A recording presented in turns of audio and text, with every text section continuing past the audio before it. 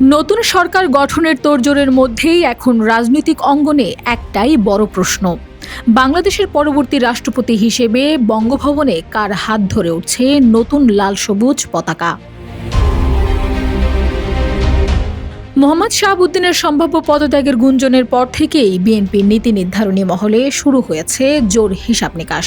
প্রথমে ৩টি নাম ব্যাপকভাবে উচ্চারিত হলেও এবার সেই হেভিওয়েট দৌড়ে যুক্ত হয়েছেন প্রবীণ রাজনৈতিক ডক্টর মঈন খান।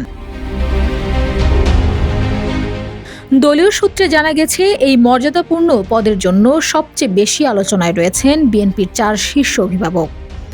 মির্জা ফখরুল ইসলাম আলমগীর দীর্ঘ এক যুগেরও বেশি সময় ধরে প্রতিকূল পরিস্থিতিতে দলের হাল ধরে রাখা ও সর্বজন গ্রাহ্য ভাবমূর্তির কারণে তিনি প্রথম সারিতে।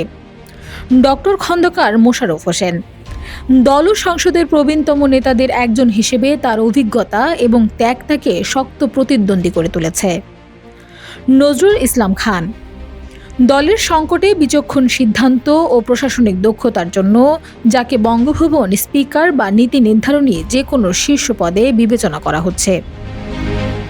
ডক্টর আব্দুল মঈন খান পরিচ্ছন্ন ভাবমূর্তি, আন্তর্জাতিক স্তরে কূটনৈতিক গ্রহণযোগ্যতা এবং উচ্চ শিক্ষিত ব্যাকগ্রাউন্ডের কারণে রাষ্ট্রপ্রধানের পদের জন্য তার নামটি এখন টেবিলে বেশ গুরুত্ব পাচ্ছে। রাষ্ট্রপতি নির্বাচনের পুরো কলকাঠি শেষ পর্যন্ত নির্ভর করছে দলের রাজনৈতিক সমীকরণ ও নীতি নির্ধারকদের সিদ্ধান্তের ওপর।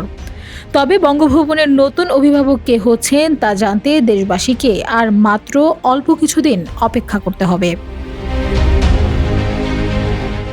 Desk report, Bangladesh bulletin.